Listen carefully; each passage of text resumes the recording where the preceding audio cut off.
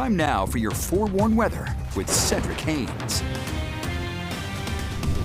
Hey, happy hump day, everyone, as we get ready to move into the middle of the work week. Are you excited about that? I hope you are. We're getting closer to the weekend. Not that we're counting down too fast, right? We're looking at those frigid temperatures, though, again this morning as you get ready to step out the door. So the important word for this morning, as it has been the past couple of mornings, layers. You're going to need to layer up for sure out there.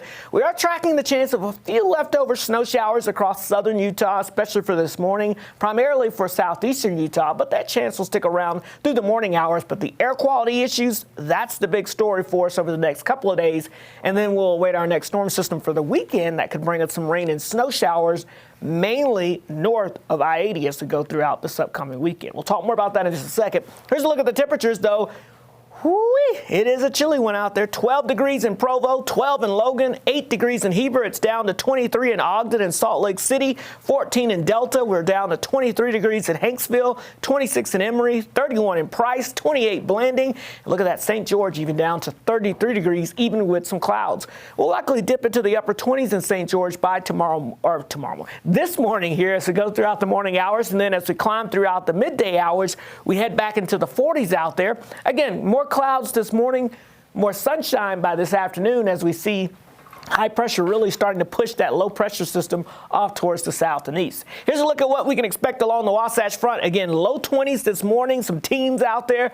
Yes, very cold, but then we climb back into the 20s and 30s as we get towards lunchtime. I think we're just above freezing, so that's something to look forward to if you maybe want to go for a little stroll around your workplace or neighborhood just after lunch. Let me show you what's going on from Ensign Peak. Look at the stars, twilight, twinkling up there into the sky, but just below that, here's our inversion layer over the Salt Lake Valley, and that's that inversion haze that we've come to get used to.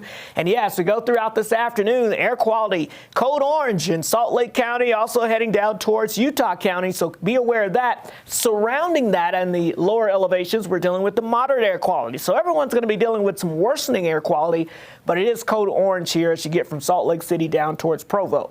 Right now, it is moderate. But again, as we go throughout the day and probably into the next few days, that code orange will likely continue to be a situation to watch out for.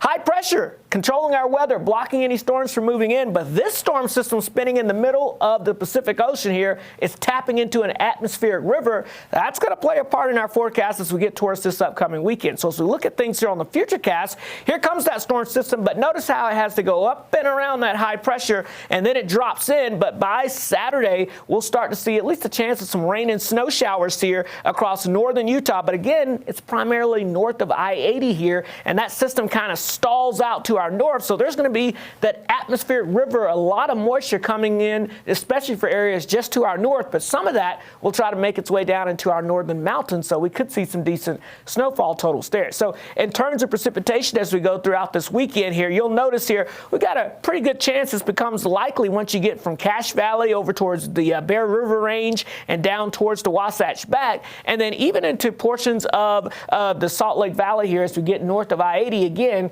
We've got at least a chance of some precipitation, so we'll keep an eye on that. But the greater chances with that atmospheric river is just going to be just to our north and west here. But we've got to watch where that sets up. A little shift to the south could mean more precipitation for us. A little shift to the north could mean drier conditions for us as we get towards the weekend. We'll keep you updated. St. George, a few isolated showers, low 50s, lots of sunshine heading into the weekend. We're nearing 70 by next week. The Wasatch Front, hazy sunshine, 30s turn to 40s and 50s with a few rain and snow showers.